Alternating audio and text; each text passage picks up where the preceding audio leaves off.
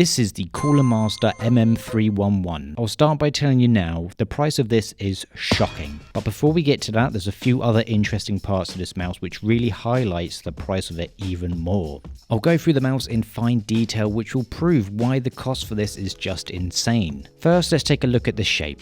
Yeah, it's a weird one to look at, but not to hold. I found this to be acceptable with all grip types.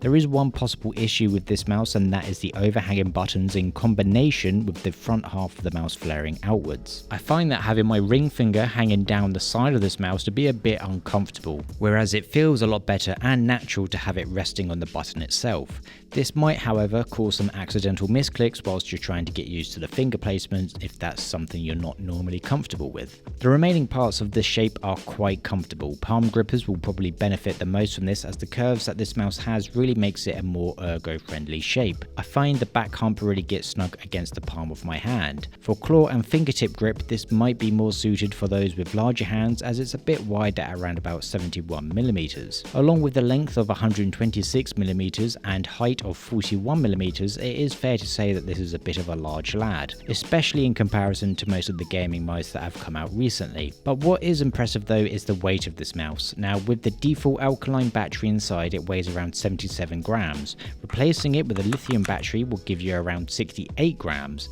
But wait, there is more. You could then use a AAA lithium battery with an adapter, which could then bring the weight down further to 60 to 63 grams, which is bonkers. This has potential to be one of the lightest gaming mice that comes with removable batteries. Now we shall enter into the internals of the mouse. There is limited information on the switches, but I had a peek inside the mouse and they look to be KLGM 4.0s, which is actually a decent switch. They're slightly heavier than the GM 8.0s, which is featured on most gaming mice, and have a reduced life of around 60 million instead of 80. But considering the cost, which I still haven't told you yet, it's a surprising inclusion, as these are high quality switches. The main buttons feel great with these switches, and the side buttons as well feel very high quality. There is some minor pre-travel to them, so they aren't 100% perfect, but it is impressive for a mouse like this. With the scroll wheel, there was a bit of nervous anticipation, as with the last Coolermaster mouse I used, being the MM731, that scroll wheel was a bit of rubber that wasn't fully attached to the wheels, so you could scroll the rubber without the wheel actually moving. Here, and at the moment, it's not doing the same, but from looking at it, it is the same design, so it could be a potential issue. Now we get to the sensor, the make or break part of this mouse. This is using, I believe, a Pixar 3325 sensor, which gives you up to 1000 Hz polling rate. It supports up to 10,000 dpi, but the IPS or inches per second is just 100. For comparison as well, most of the other sensors we've seen in the last few years have been capable of at least 300 IPS. In theory, that means that the mouse won't be able to keep up with some faster movements, so let's test it.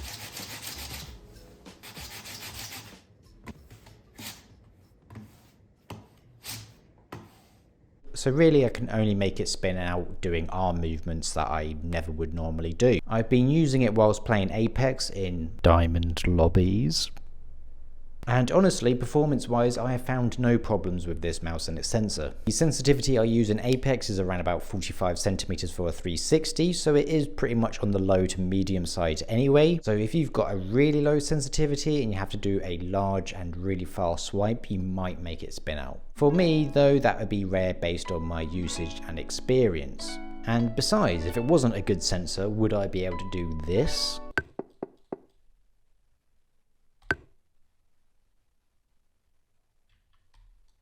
How about this? For battery life, I think Coolermaster say you get 115 hours with the battery that's included. Obviously, if you use a better battery, that life can be improved further. You do get the benefit of instant in-game battery reload if it runs out mid-game as well. The other cool thing with this mouse is that you get PTFE mouse feet, no cheap plastic, so this should move around your mouse pad pretty well. You do get a USB extension cable in the box as well if you want to lower the range between the mouse and the dongle. With all that information presented, I can now reveal the shocking part. This mouse costs like $45, which to me is crazy. Why?